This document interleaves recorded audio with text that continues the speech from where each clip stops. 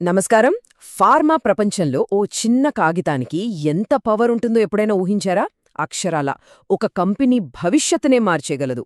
సరే, మరి ఈరోజు మనం ఫార్మా క్వాలిటీ మేనేజ్మెంట్ సిస్టంలో చాలా కీలకమైన రికార్డులు ఇంకా లాగ్ బుక్స్ గురించి మాట్లాడుకుందాం. ఇవి మామూలు ఫైల్స్ కాదండోయ్, అంతకు మించి. పదండి, అసలు కథేంటో చూద్దాం. ఈ ఒక్క వాక్యంతోనే మొదలు పెడదాం. ఎందుకంటే మనం చర్చించబోయే ప్రతి విషయానికి ఇదే పునాది. ఫార్మా రంగంలో నేను ఈ పని చేశాను అని చెప్తే సరిపోదు. అది నిజంగా చెప్పినట్టే జరిగిందని నిరూపించడానికి తిరుగులేని ఆధారముండాలి. ఆ ఆధారమే ఈ రికార్డులు. ఈ మొత్తం విషయాన్ని సింపుల్గా అర్థం చేసుకోవాలంటే రెండు పదాలు గుర్తుపెట్టుకోండి. ఒకటి ప్రణాళిక, రెండు ఆధారం. స్టాండర్డ్ ఆపరేటింగ్ ప్రొసీజర్స్ లేదా ఎస్ఓపీస్ అనేవి ప్రణాళిక అయితే, రికార్డులు అనేవి దానికి తిరుగులేని ఆధారం. అసలు తేడా ఏంటో ఇంకాస్త వివరంగా చూద్దాం. చూశారుగా, తేడా ఎంత స్పష్టంగా ఉందో. ఎస్ఓపీ అనేది ఒక పనిని ఇలా చెయ్యాలి అని చెప్పే రూల్ బుక్ లాంటిది. అంటే అది ఒక ప్లాన్ అన్నమాట. కాని రికార్డులు అలా కాదు. ఆ పని ఎవరు ఎప్పుడు సరిగ్గా ఇలాగే చేశారు అని చెప్పే తిరుగులేని సాక్ష్యం. ఇంక సింపుల్గా చెప్పాలంటే ఎస్ఓపీ భవిష్యత్తు గురించి చెప్తే, రికార్డ్ అనేది మార్చలేని గతాన్ని చూపిస్తుంది. ఒక రకంగా చెప్పాలంటే అది ఒక చరిత్ర. ఇది చాలా అంటే చాలా ముఖ్యమైన విషయం. ఒక ఆడిటర్ వచ్చి ఒక బ్యాచ్ రికార్డ్ని చేతిలోకి తీసుకుంటే, ఆ మందు తయారీ మొదలైన క్షణం నుండి అది బయటకు వెళ్లే వరకు ఏం జరిగిందో ఎలాంటి సందేహం లేకుండా, పక్కనున్న వాళ్లని ఒక్క ప్రశ్న కూడా అడగకుండా మొత్తం అర్థం చేసుకోగలగాలి. అప్పుడే అదొక పర్ఫెక్ట్ రికార్డవుతుంది. ఇక్కడ గుర్తుంచుకోవాల్సిన అతి ముఖ్యమైన పాయింట్ ఏంటంటే, రికార్డులు అంటే పని అయిపోయాక కూర్చొని రాసే డైరీ కాదు. ఏ పని ఎప్పుడు జరుగుతుందో అదే క్షణంలో అదే టైంలో నమోదు చేయాలి. దీన్నే ఇండస్ట్రీలో కంటెంపరేనియస్ డాక్యుమెంటేషన్ అంటారు. పనితో పాటే రికార్డింగ్ జరగాలి. దీనివల్లే ఆ రికార్డులకు అంత విలువ, అంత విశ్వసనీయత. సరే, ఇప్పటిదాకా రికార్డులు ఎంత ముఖ్యమో చూశాం. కాని ఈ ఆధారాలు సరిగ్గా లేకపోతే ఏమవుతుంది?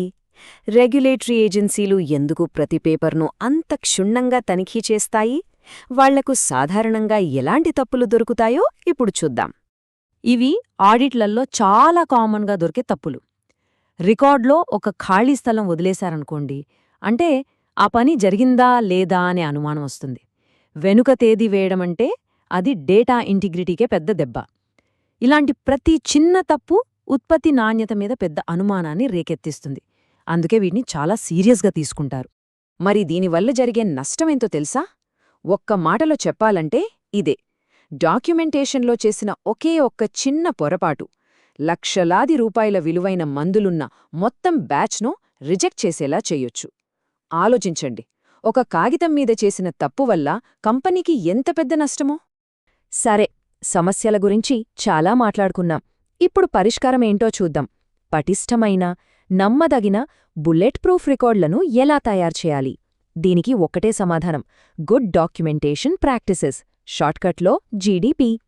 ఇది పరిశ్రమలో అందరూ పాటించాల్సిన ఒక ప్రామాణిక నియమావళి. ఇవే జీడీపీ యొక్క గోల్డెన్ రూల్స్. మనం ఇంతకుముందు చూసిన సమస్యలకు ఇవి డైరెక్ట్ సొల్యూషన్స్. పని అవ్వగానే రాయడం, చేతిరాత స్పష్టంగా ఉండటం, ఎక్కడా ఖాళీలు వదలకుండా ఉండటం, ప్రతి ఎంట్రీకి సంతకం, తేదీ ఖచ్చితంగా పెట్టడం. చాలా సింపుల్గా అనిపించినా ఇవి పాటిస్తే చాలు, రికార్డులు పక్కాగా ఉంటాయి. అయితే మనుషులన్నాక తప్పులు జరుగుతాయి కదా, మరి తప్పు రాస్తే ఏం చెయ్యాలి? దాన్ని వైట్నర్తోనూ బ్లేడుతోనూ గీకేయొచ్చా? అస్సలు కూడదు. ఫార్మాలో తప్పుని సరిచేయడానికి కూడా ఒక పద్ధతుంది. చూడండి, మొదటగా తప్పుగా రాసిన దానిమీద ఒకే ఒక్క గీత గీయాలి. కాని కింద ఏం రాశారో కనబడాలి. ఆ తర్వాత దాని పక్కనే సరైన సమాచారం రాయాలి. ఇక చివరగా ఎవరు సరిచేశారు, ఏ తేదీన చేశారు, ఇంకా ముఖ్యంగా ఎందుకు మార్చాల్సి వచ్చిందో చిన్నగా ఒక కారణం రాసి సంతకం పెట్టాలి. ఇలా చేస్తేనే ఎవరు ఏం మార్చారో స్పష్టంగా తెలుస్తుంది, ట్రాన్స్పరెన్సీ ఉంటుంది. రికార్డులు కేవలం ఆడిట్ పాస్ అవడానికే, రెగ్యులేటర్లను సంతృప్తిపరచడానికే అనుకుంటే పొరపాటే. వాటి అసలైన శక్తి అది కాదు. భవిష్యత్తులో మన ఉత్పత్తిపై ఏదైనా కంప్లైంట్ వచ్చినా లేదా ఏదైనా చట్టపరమైన సమస్య ఎదురైనా కంపెనీని కాపాడే మొట్టమొదటి రక్షణ కవచం ఈ రికార్డులే. చివరిగా ఈ ఒక్క విషయాన్ని బలంగా గుర్తుంచుకుందాం. రికార్డులు, లాగ్ బుక్స్ అనేవి కేవలం కాగితాలు కాదు. అవి మనం చేసే పనికి, మనం పాటించే నాణ్యతకు నిశ్శబ్దంగా నిలబడే తిరుగులేని సాక్షులు. కంపెనీ యొక్క క్రమశిక్షణకు, నిబద్ధతకు అవి నిలువుటద్దంలాంటివి. ఈ విశ్లేషణను ఒకే ఒక్క ప్రశ్నతో ముగిద్దాం. ఒక్కసారి ఆలోచించండి, మీ డాక్యుమెంట్స్ ఎవరి సహాయం లేకుండా, పక్కన ఎవరూ వివరించాల్సిన అవసరం లేకుండా వాటంతట అవే పూర్తి కథను స్పష్టంగా చెప్పగలుగుతున్నాయా?